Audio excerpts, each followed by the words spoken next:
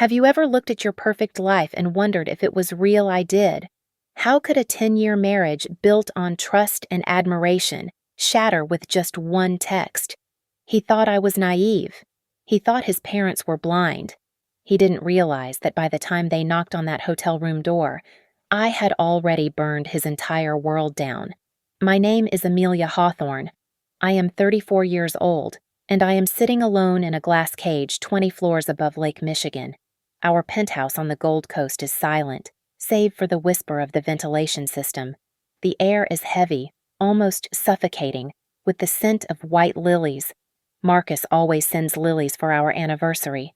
He knows I detest them. They are funeral flowers, cloyingly sweet, and their scent clings to the cold marble and floor-to-ceiling windows, a persistent reminder of elegant decay. Tonight is our 10th anniversary. 10 years. A decade. It sounds permanent, like something carved from stone.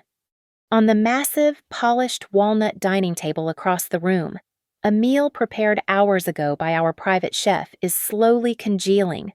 The seared duck breast, the wild mushroom risotto, the single perfect rose in a crystal vase, a dinner for two, cooling in a room built for one. Marcus called 2 hours ago. My husband, Marcus Hawthorne, 36 years old, the charismatic golden boy heir to the entire prestigious Hawthorne Foundation. His voice, when he called, was a symphony of practiced regret. An emergency board meeting. Darling, he'd murmured, the connection deliberately static. In Boston, the bylaws committee is suddenly trying to veto the new arts grant. It's a disaster. I have to go. He sighed, a perfect theatrical sound. I am so sorry. I promise I'll make it up to you the second I'm back. Boston, a city conveniently far away, a lie as polished as the surfaces surrounding me. I looked around the apartment, this vast expanse of beige and chrome. It is a pristine, minimalist monument to the Hawthorne idea of perfection. Every piece of furniture was selected by Miriam. Every piece of art was approved by Arthur. It is not a home. It is a showroom for a life I supposedly lead. I am the head of data analysis at the Hawthorne Foundation. It is a real job, a demanding job, but I am not naive about its origins. It was a position Arthur and Miriam created for me when Marcus and I married, a place to keep me busy, to keep me close, to ensure the wife of the heir was suitably occupied and, above all, suitably controlled. I have always felt less like a daughter-in-law and more like an expensive, intricate ornament acquired to complete the family set. The silence in the penthouse stretches, thin and brittle. Then, a different sound. A vibration against the Italian silk of the sofa. My phone. My hand is steady as I reach for it. My heart, however, is a cold, hard knot beneath my ribs. I turn the screen over. It is a message from an anonymous number, a private investigator I have been paying in cash, weekly, for the past 3 weeks. My own quiet deviation from the script. There is no text, just an attachment, a single photograph, time-stamped 20 minutes ago. My breath catches, not a gasp, but a slow, painful expulsion of air. It's Marcus. He is not in Boston. He is not in a boardroom. He is at the check-in desk of the Ethelred Tower, the most obscenely expensive hotel in downtown Chicago, not 15 blocks from where I sit. He is laughing, and his arm is wrapped possessively around the waist of Sloan Grant, a junior executive from our foundation, young, hungry, and wearing a dress I recognize from a board presentation last month. The pain is sharp, a physical, stabbing sensation. But it is not, as I might have dreaded years ago, a surprise. The suspicion has been a low-grade fever in my blood for 6 months. This photograph is simply the diagnosis. The chill in the room is no longer from the cooling dinner. It is coming from me.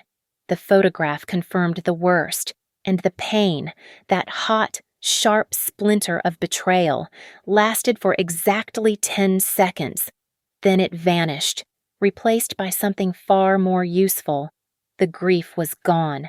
calcified instantly, and what remained was the cold, clarifying precision of my job, my mind, the one that ran multivariate regression models on philanthropic impact, shifted from wife to analyst.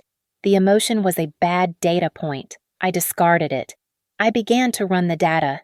The past 6 months replayed in my mind, not as memories, but as a series of searchable events. I saw Marcus, distant and agitated, checking his watch during dinners he once charmed his way through. I saw the string of late nights at the office, a sudden, fervent dedication to securing new funding commitments that seemed to spring up overnight. He was a man who had never worked a truly desperate day in his life, suddenly portraying himself as a corporate martyr. The performance was, in retrospect, sloppy. Then, the privacy. Marcus had become obsessively secretive. His laptop, once left casually open on his study desk, was now constantly locked. The screen angled away if I entered the room. And the second phone, he'd shown it to me with a dismissive wave. A burner, he'd called it, for those sensitive international donors who don't trust encrypted email. It was a plausible lie, just plausible enough to fit the Hawthorne Foundation's global reach. Now, I saw it for what it was, a digital leash for his mistress. The anomalies were all there, fluttering at the edges of the data set. I had just been too compromised by my role as wife to see the pattern. Until last week, I had been running a final quarterly audit before closing the books. That's when I found it, an anomaly that wouldn't resolve. A single wire transfer for $300,000. It had originated from one of the Foundation's smaller, less scrutinized endowment funds. The destination was not a registered nonprofit. It was a shell corporation I had never heard of, CG Ventures. I had brought the printout to him in his study. My brow furrowed with genuine professional concern. "Marcus, what is this?" I'd asked, tapping the routing number. "SG Ventures. It's not in any of our databases." He had laughed. He actually threw his head back and laughed. A rich, dismissive sound that made me feel small, like a child asking about grown-up business. He'd stood up, walked around the desk, and put his hands on my shoulders, his condescension disguised as affection. "It's a discreet donation, Amelia," he'd said, his voice smooth. "We're quietly funding a rival's pet project, just enough to see if it works before we acquire them. It's a little bit of corporate espionage, you could say. Gets us an advantage." He'd been so convincing. He'd kissed my forehead. "That's my smart, suspicious wife. Always digging." I had let it go. He had made me feel foolish. Now, sitting on the cold silk sofa, I looked at the photograph again. Marcus, Sloan, the Ethelred, and I looked at the name of the shell company in my mind. G. Ventures. G. Sloan Grant. My blood didn't run cold. It evaporated. It wasn't an affair he was funding. It was a life. $300,000 wasn't a discreet donation. It was a down payment on a love nest, a new beginning, a golden parachute for his mistress. The shock that finally registered was not about the infidelity. I could, on some level, survive being cheated on. What I could not comprehend, what ripped the air from my lungs, was the theft. He wasn't just lying to me. He was stealing. He was embezzling funds from his own family, from the legacy his mother and father worshipped above all else. In the Boston trip, the emergency board meeting, the lie was suddenly transparent. He didn't need to be in Boston. He needed to be offline. He needed an alibi, a window of time where he was unreachable, a period of manufactured chaos so that no one, not me, not his parents, would be looking at the Foundation's ledgers while he authorized the next transfer.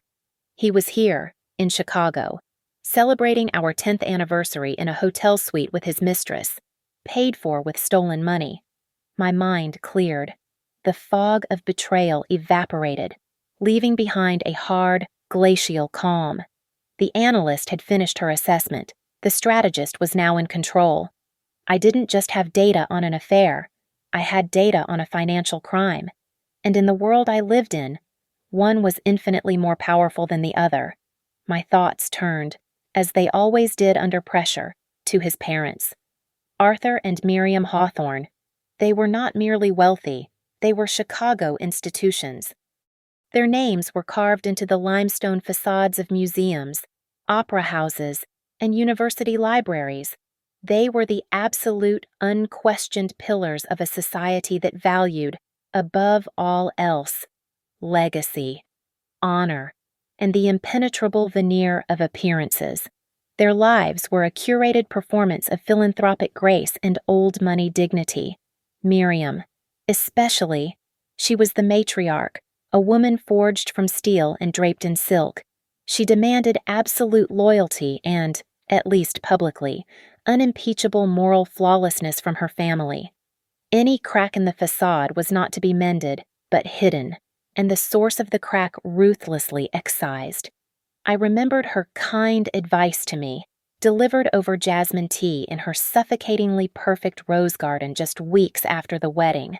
She had placed her hand over mine, her rings cold against my skin. "Marcus is brilliant, Amelia," she'd said, her smile never reaching her eyes. "But he is sensitive, passionate. An artist, really, trapped in a businessman's body." She'd paused, her gaze hardening just slightly. "Your job, my dear, is to be his anchor, to be the steady hand, to ensure that our family name remains, as it always has, spotless." It was never advice, it was never a comfort. It was a threat, wrapped in the politeness of a matriarchal directive. You will manage him, or you will be held accountable. My role was clear. I was the curator of my husband's reputation. And in that moment, sitting in my silent penthouse, I realized the fatal flaw in their logic. They loved the idea of Marcus, their perfect heir, the continuation of their bloodline. But they loved the Hawthorne name, the foundation, the legacy itself, far more. They would protect the institution above all. They would utterly destroy anyone, even their own son, who dared to tarnish it. And Marcus wasn't just tarnishing it, he was robbing it blind. My phone buzzed again. The second message from the investigator, as requested, the follow-up. "Room 3412, Presidential Suite." I stared at the words. Room 3412, the Presidential Suite. A laugh, sharp and bitter, almost escaped my lips. Of course, it wasn't just a room. It was the Ethelred's flagship suite, a place reserved for visiting royalty and titans of industry, a sprawling expanse of marble and gold that cost more per night than my first apartment cost for a year. I looked back at the photograph, his arm around Sloane, his smug, confident smile. He wasn't just having an affair. He wasn't just stealing. He was flaunting it. He was using the money he stole from his family's pediatric cancer fund to host his mistress in the most expensive room in the city. On his 10th wedding anniversary, the sheer staggering arrogance of it, the disrespect not just to me, but to the very name and power that gave him the ability to do it. A plan formed, not slowly, but all at once. A cold, perfect, terrible structure clicking into place in my mind. He thought I was a decorative wife. He thought his mother was a society matron. He thought his father was well. I wasn't sure what he thought of Arthur, but he was wrong about all of us, especially me. My hand was perfectly steady now. The tremor was gone. I swiped open my phone, past the investigator's message, past the picture of my husband and his mistress. I opened my contact list. My thumb scrolled down the H's. Hawthorne, Arthur, Hawthorne, Marcus, Hawthorne, Miriam. I tapped her name. Miriam Hawthorne, the steel matriarch, the woman who demanded a spotless family name. The cursor blinked, waiting. My thumb hovered over the send button. The text was simple, devastating. a link to the photo, the hotel name, the room number. Miriam, I think you need to see this. I am so sorry. Simple, brutal, effective. But just as my skin was about to make contact with the glass, a different image flashed into my mind, as sharp and unwelcome as the photograph from the investigator. It was from 2 months ago. The Foundation's annual gala, the largest, most self-congratulatory night of the Chicago philanthropic calendar. I had been mingling, fulfilling my role as the supportive, smiling wife.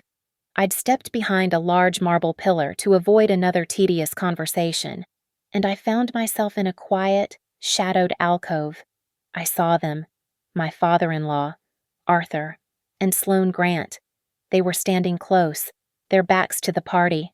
Arthur was speaking, his voice a low, intense rumble, too quiet to understand. Sloane was listening, her head bowed. At the time, I registered the scene with mild passing interest. Sloane was a junior executive, ambitious and sharp. I'd assumed, naturally, that she had made some minor mistake and was receiving a stern, private reprimand from the big boss. Arthur could be formidable, and I'd felt a brief, misplaced pang of pity for her. Now, that memory replayed itself. But my analyst brain was seeing it with a new data set. I saw the scene again, with perfect clarity. Arthur wasn't scolding her. His posture wasn't angry. It was intense, frustrated, and as I watched the phantom memory play out, I saw his hand. He had reached out and placed it on Sloane's upper arm.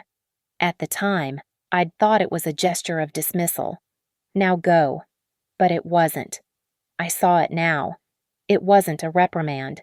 It was a gesture of reassurance, of familiarity. It was a touch that was far too intimate for a superior scolding a subordinate. It was the touch of a co-conspirator.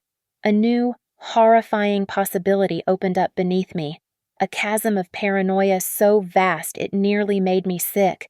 The lilies in the air suddenly smelled overwhelming, like rot.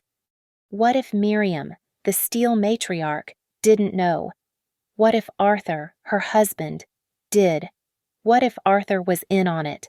My mind raced, connecting new points. I heard Arthur's voice at a dozen board meetings, at 100 family dinners, complaining in that charming, "I'm just an old-fashioned visionary" way of his. He was always complaining about Miriam. She controlled the purse strings too tightly. His broader vision for the foundation was hampered by her conservative penny-pinching strategies. He wanted to make bigger, riskier moves. Miriam insisted on stable, long-term, spotless endowments. The $300,000 to SG Ventures, Marcus's Boston trip, Arthur's familiar touch on Sloane's arm, the pieces slammed together with the force of a car crash. Oh, God. Marcus wasn't stealing from his family. He was stealing for his father. Sloane wasn't just Marcus's mistress. She was the intermediary. She was the one managing the shell corporation, the clean entity, the digital cutout, SG Ventures. My hand was trembling now, so violently I almost dropped the phone. The plan I had formed, the simple, clean revenge of a scorned wife, was gone. This was not a simple domestic betrayal. This was a coup. This was father and son, conspiring with a mistress to defraud the matriarch of her own company. I looked at the name on my phone, Miriam Hawthorne. I couldn't just send the text. I couldn't just expose the affair.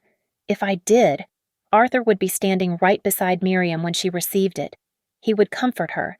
He would direct her anger. He would help her cover it up, burying his own involvement in the process. He would spin it as Marcus being reckless and Sloane being a gold-digging whore. He would survive. They would all survive. And I would be the one cast out. Miriam was still the key. But she wasn't just my weapon against Marcus anymore. She was a victim, just like me. The plan had to change. I needed to isolate Arthur and Marcus. I needed Miriam to find them, but I needed her to find the whole truth, not just the part that would be convenient for her husband to spin. My fingers, still shaking, began to type a new, different kind of message. My finger moved, and I deleted the draft message to Miriam. My hand was steady now, the tremor gone, replaced by the humming efficiency of pure, cold rage. The plan had changed because the target had expanded. Exposing an affair was petty. It was the revenge of a scorned wife. I was no longer a scorned wife. I was the lead analyst in a fraud investigation. The affair was irrelevant. It was a symptom, a messy human distraction from the real disease. The real story was the conspiracy: Marcus, Arthur, and Sloane. This was not a love triangle. It was a triumvirate of thieves. But I couldn't go to Miriam with a suspicion. I couldn't present her with a hazy, 2-month-old memory of a strange touch at a gala. Miriam Hawthorne did not operate on intuition. She operated on evidence. If I accused her husband without ironclad proof, he would turn it against me, paint me as hysterical, jealous, and delusional. I would be the one destroyed. I needed proof. I needed something undeniable that linked all three of them. I left the silk sofa and the cooling anniversary dinner and walked into my home office. The room was another monument to the Hawthorne aesthetic mahogany and leather, but the machine on my desk was my territory. I was, after all, the head of data analysis. They had given me the title to keep me quiet, to make me feel included. They had forgotten that to be the head of data analysis, you actually have to be very, very good at it. I logged into the Foundation's remote server. My credentials flew across the screen. I was in the central mainframe. My fingers typed the search query SG Ventures. I hit enter. The system returned a single file, but it was flagged. A small digital red lock icon appeared next to it. Access admin level. Arthur Hawthorne, Marcus Hawthorne. Locked. They had locked it. They had hidden their theft behind the highest level of administrative privilege, assuming no one else would ever look, or that if they did, they would be blocked. Amateurs. They had forgotten who built the system. I had designed the Foundation's security architecture myself 3 years ago, and when I built it, I had built a backdoor, a diagnostic tool. I'd called it in the documentation for emergency auditing purposes. It was a key only I held, a way to bypass administrative locks to ensure data integrity. I never imagined I would be using it to audit the integrity of the administrators themselves. I typed in the 32-character execution string. The red lock icon flickered and turned green. Access granted. The file opened. My breath stopped. It was not one transaction. It was not just the $300,000 I'd found last week. It was four separate wire transfers over the last 6 months. 300,000, 800,000, 550,000, and another 600,000 wired just yesterday. My mind did the math instantly. $2.2 million. They had drained $2.2 million from the Hawthorne Pediatric Oncology Fund. I clicked on the first transaction log. Authorized by Marcus Hawthorne. Of course. But that wasn't enough. A single authorization of that size required a co-signature from the board. I opened the cryptographic data. Co-signed by digital key AHexec001. My blood turned to ice. I knew every executive key in the system. I had issued them. AHexec001. It was Arthur's, Arthur Hawthorne. Marcus had authorized the payments, and his father had countersigned them, digitally, where he thought no one would ever look. They had used Sloane Grant's shell company as the drain. I had them. I had all of them. My movements were precise, methodical. I did not just look. I downloaded. I copied every encrypted transaction log, every routing number, every digital signature, every trace of SG Ventures. I bundled the data into a single, encrypted zip file. I inserted a black, nondescript USB drive into the side of my terminal. It was a secure drive, the kind analysts use to move sensitive data. The progress bar filled. Transfer complete. I ejected the drive and held it in my hand. It was small, plastic, and weighed almost nothing. It was the weapon. I held the USB drive in my palm. It was all the proof I needed. But proof is useless if it isn't delivered at the moment of maximum impact. I needed to be certain.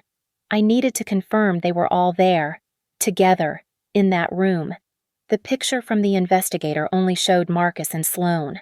I had to know if Arthur was with them. First, I played the part of the wife.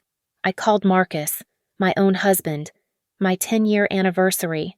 The call rang once, twice, and then clicked, the sound depressingly familiar. His voice, smooth and recorded, filled my ear. "You've reached Marcus. I'm in a meeting in Boston right now and can't get to the phone. Leave a message, and I'll get back to you as soon as I'm free." A meeting in Boston. The lie was so lazy it was insulting. I hung up. Next, I played the part of the helpful, slightly frantic daughter-in-law. I dialed the main number for the Ethelred Tower. "Ethelred Tower, how may I direct your call?" The voice was crisp, professional. I pitched my own voice up, infusing it with a note of breathless stress. "Oh, thank goodness. Hello, my name is Amelia Hawthorne. My husband, Marcus Hawthorne, is a guest there, in room 3412. One moment, madam." A pause. "Yes, Mrs. Hawthorne. We show Mr. Hawthorne is in residence."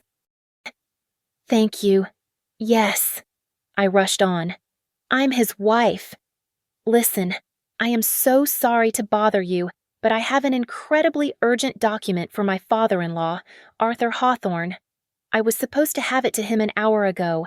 He's in a very important meeting with my husband, and I'm terrified I've messed it up. Is Mr. Arthur Hawthorne there? Is he in that room, in room 3412, with Marcus?" There was a confused silence. The concierge was clearly not trained for this. "Ma'am, we cannot usually confirm the location of guests."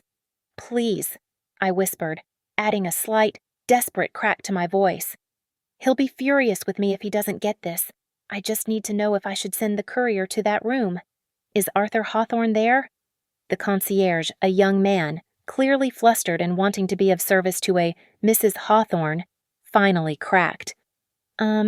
Yes, Mrs. Hawthorne. I see here. Mr. Hawthorne Sr. and a Ms.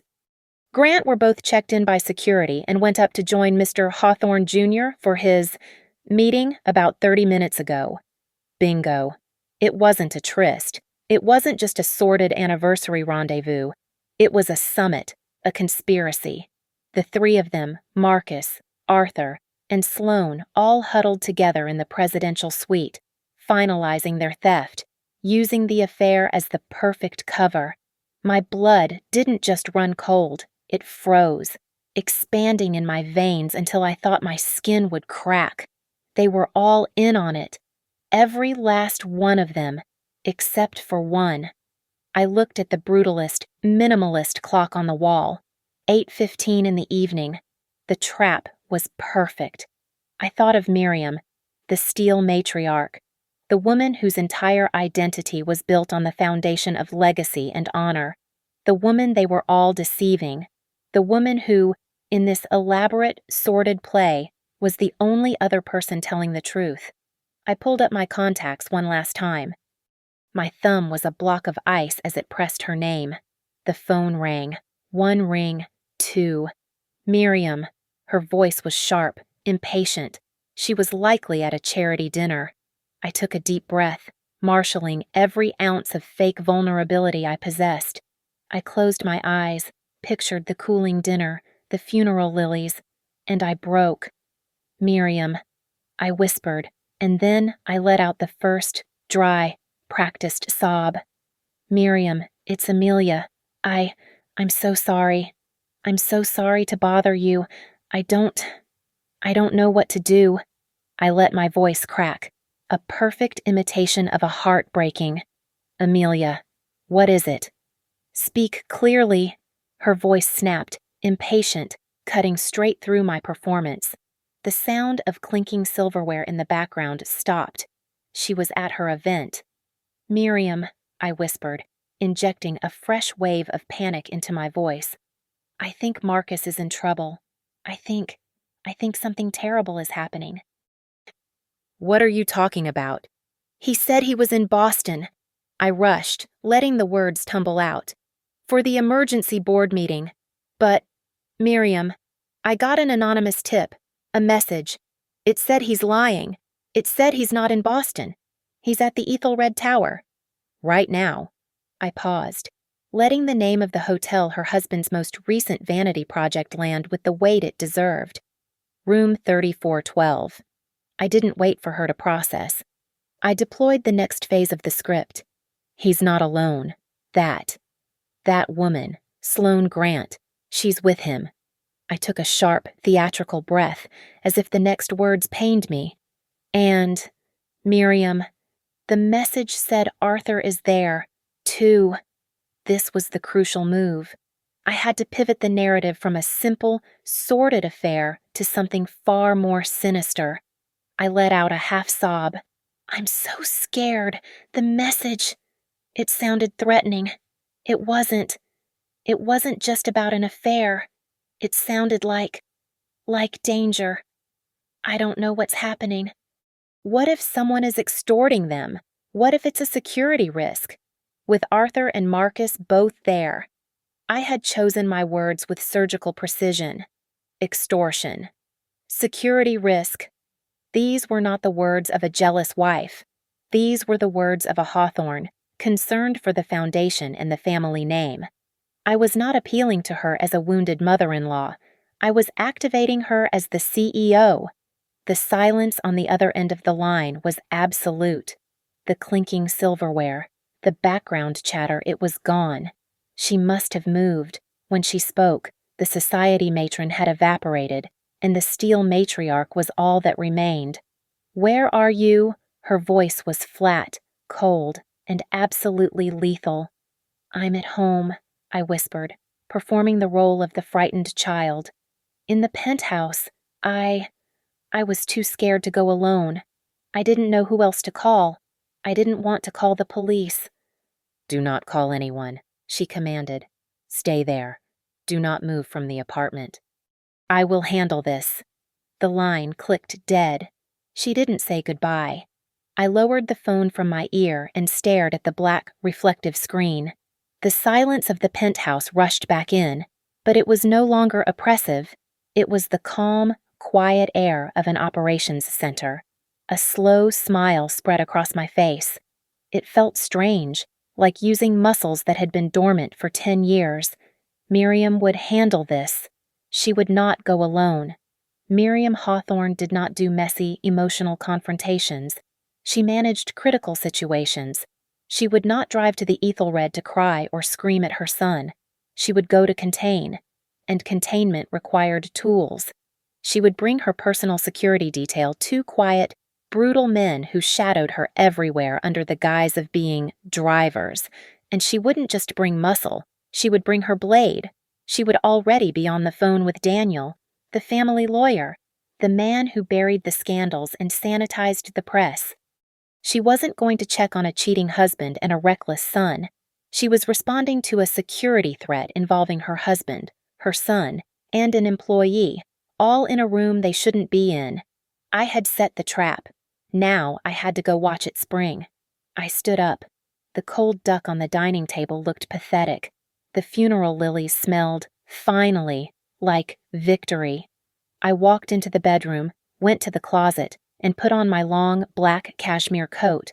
I slipped the USB drive, the $2.2 million indictment, into the deep inner pocket. I was not staying home. I was not the frightened wife, cowering in the glass cage. I was going to the theater.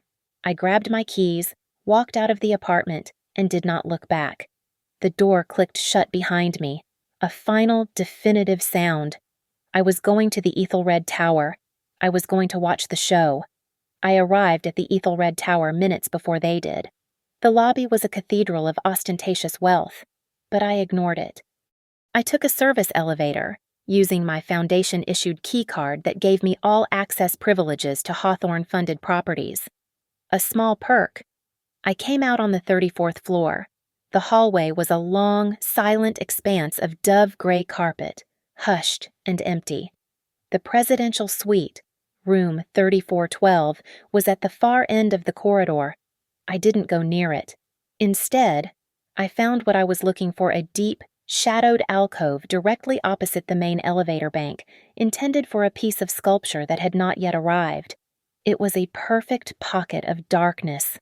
I stepped inside, pressing my back against the cold, unlit marble, and I waited. I didn't wait long. Less than 5 minutes later, a soft ting echoed down the hall. The polished bronze elevator doors slid open. Miriam Hawthorne did not just exit, she stormed out, a vortex of focused rage in a navy blue Chanel suit.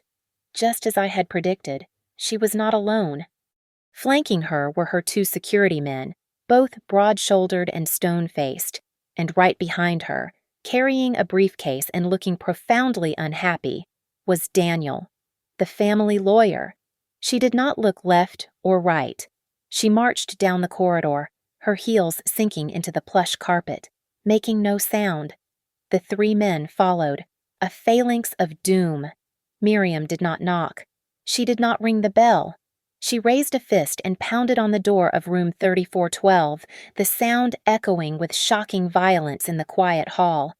"Marcus!" she yelled, her voice not high or hysterical, but a low, guttural command. "Arthur, open this door. It's Miriam, from inside the room." I heard a muffled cry of surprise and the distinct, panicked sound of a chair scraping against a wooden floor.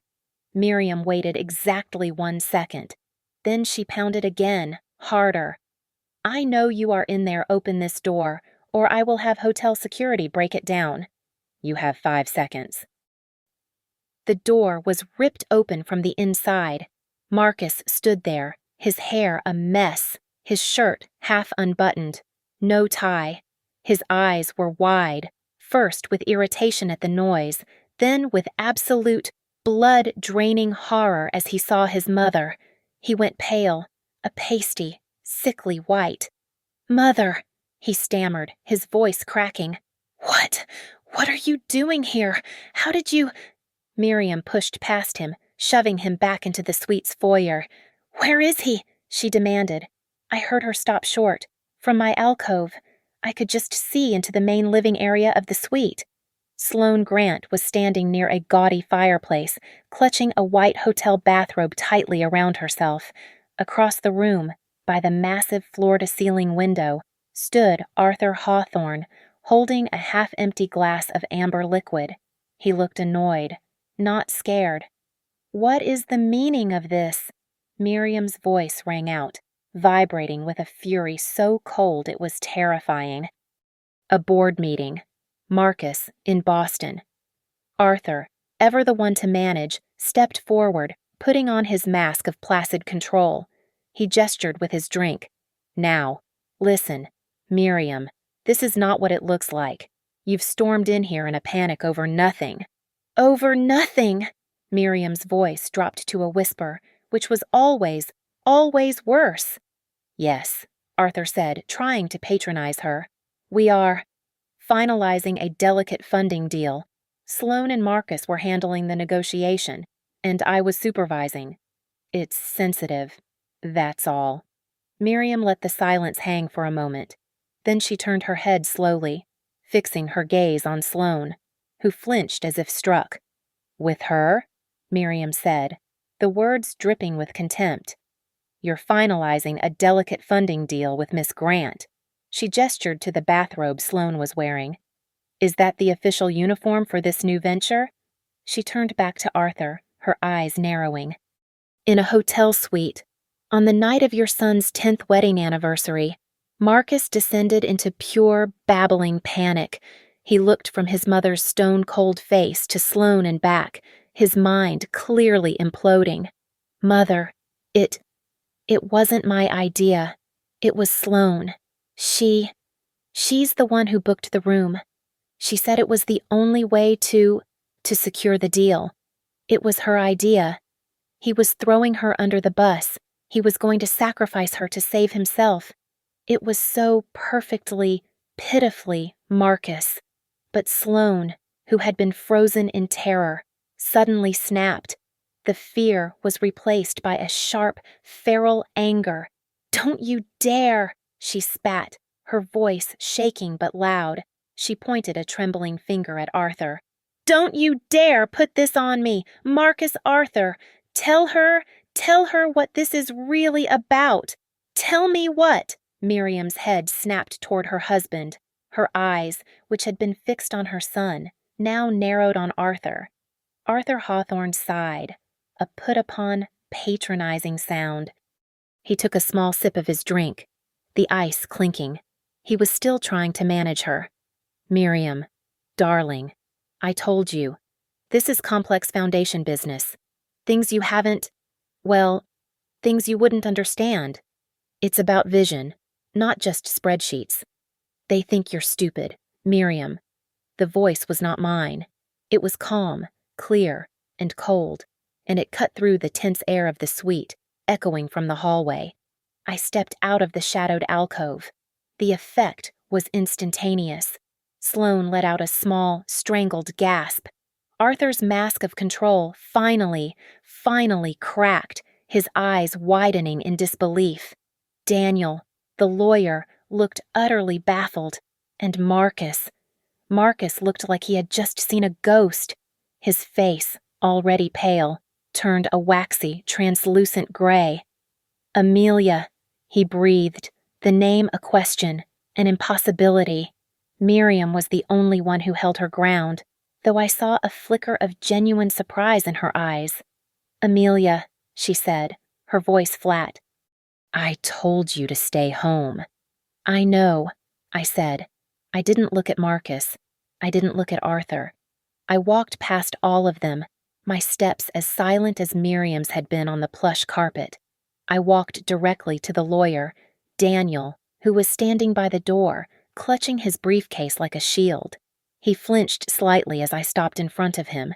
I reached into the pocket of my cashmere coat. The 3 conspirators watched me, frozen. They probably thought I had a gun. My hand came out empty, except for the small, black, plastic USB drive. I held it up between my thumb and forefinger. "It wasn't a tryst, Miriam," I said, still looking at the lawyer. "Although I'm sure that happened, too." I held the drive out to Daniel. He stared at it, confused. "It's this," I said, my voice as cold and precise as a winter morning. "It's the real board meeting." Daniel, his professional instincts taking over, cautiously took the drive from my hand. "That," I said, turning my head to finally look at Miriam, "is a complete transaction log. $2.2 million, embezzled, not from the general fund, but from the Pediatric Oncology Endowment." I saw the blood drain from Miriam's face. "It was authorized," I continued, ticking off the points like a presentation, "by your son, Marcus Hawthorne. It was countersigned, digitally, by your husband, Arthur Hawthorne. And it was all funneled, quite neatly, into a shell corporation called SG Ventures, a corporation owned and operated by Ms. Sloane Grant." Daniel, the lawyer, ever the professional, pulled a sleek silver tablet from his briefcase. He produced an adapter and plugged my USB drive into the side. His face was a mask of neutral concern as he bypassed the lock screen. He tapped the icon for the drive, and I knew he was seeing the same files I had. The encrypted logs. I watched his eyes. They widened, just slightly. He scrolled. He tapped again, opening the co-signature files. His gaze flickering up for a split second to Arthur before snapping back to the screen. He read for perhaps 30 seconds, his expression hardening from professional confusion to a grim, absolute certainty. He didn't say a word. He simply turned the tablet and presented it to Miriam. She looked at the screen. She saw the routing numbers. She saw the authorizations, signed by Marcus. She saw the digital co-signatures originating from Arthur. She saw the destination S.G. Ventures, all the color, all the life, all the controlled rage, drained from her face. It was not the flush of anger I had expected, but the absolute void white of a devastation so profound it was beyond any simple emotion. She had been betrayed, not just by a cheating son, but by her entire world, her husband, her heir, her company. It was absolute. Arthur saw the look on her face and finally understood that the performance was over. The mask of the charming, patronizing husband shattered. Primal, cornered animal rage took its place. He lunged, not at Miriam, not at Marcus, at me. You, he roared, his face purple, his hand raised to strike. You interfering little bitch. He never finished the sentence. Miriam's security, who had been standing silent and watchful, moved with a speed that was breathtaking. One of the men simply put a hand, the size of a dinner plate, flat on Arthur's chest and shoved. It was not a violent push, but it was an absolute one. Arthur Hawthorne, pillar of the community, stumbled backward like a drunk, slamming hard into the wall by the window. The other bodyguard simply stepped in front of me, a human wall in a black suit. Marcus, seeing his father, his rock, his co-conspirator, neutralized, simply deflated. He made a sound, a low, pathetic moan, and collapsed sideways onto the gaudy hotel sofa, burying his head in his hands. "We'll pay it back," he mumbled into the cushions, his voice thick with tears. "We can pay it back. It was an investment. Mother, a side investment. It just went bad." "Shut up." The voice was not Miriam's. It was a sound I had never heard before, a low, cracking, guttural snarl of pure, undiluted hatred. She was shaking, not with fear or grief, but with a tectonic rage. She looked at her husband, still pressed against the wall by the silent bodyguard. She looked at her son, sobbing on the sofa. She looked at Sloane, who was trying to disappear into the hotel bathrobe. The Ice Queen was gone. A volcano had taken her place. She turned to Daniel, the lawyer, who was watching, pale but composed. Her voice was now terrifyingly calm. "Daniel, freeze their assets, all of them." She pointed a single trembling finger at Arthur. "His." She pointed at Marcus. "His." She pointed at Sloane. And hers. Every account, every trust, every line of credit. "I want them cut off by morning!" Arthur and Marcus both screamed at once. "No, Miriam, you can't!" Arthur pleaded, his voice now a desperate whine. "You'll destroy the family name, the reputation. Think of the foundation. Miriam, mother, please." Marcus wept, scrambling to his knees on the carpet. "It will ruin us. It will ruin the family." Miriam looked at them, her two men, the patriarch and the heir, both begging at her feet. Her face was a mask of stone. She let the silence stretch, let their pathetic cries echo in the room. Then she spoke, her voice flat, dead, and final. "You are not my family. You are the ruin." She turned back to Daniel, her hand still shaking. "And call the police, the Chicago PD, not the family liaison, the public line. Report the theft. $2.2 million. I will sign the statement myself." That was my cue. I had seen what I came to see. I did not belong to this family. I did not belong in this room. My job here was done. Without looking at any of them again, without a single word of goodbye, I turned my back on the wreckage. I walked out of the presidential suite, past Miriam, past the lawyer, past the bodyguards. I walked down the silent, dove-gray hall to the elevator I had arrived in. I pressed the button. The bronze doors slid open. I stepped inside. As the doors slid shut, sealing me off from the ruin of the Hawthorne family, I heard it, faint but clear from the street 34 floors below, the first wail of an approaching police siren. The knock on the door was just the beginning. This was the end. Thank you so much for listening to this story. I'd love to know, where in the world are you listening from right now?